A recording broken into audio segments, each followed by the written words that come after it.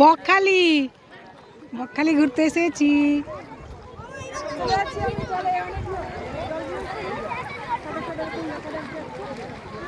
শালাটা তো ভিজে যাচ্ছে।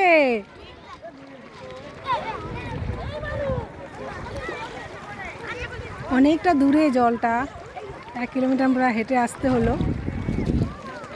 তারপরে এসে বকখালি সমুদ্রে এসে অনেক খুব মজা, জলটা খুব ভালো লাগছে, গরম গরম লাগছে, মজাও লাগছে। যে সূর্য, এই যে বকখালি হচ্ছে জলে। বকখালিতে শান্ত সমুদ্র, সব স্নান করছে, বল খেলছে জলের মধ্যে।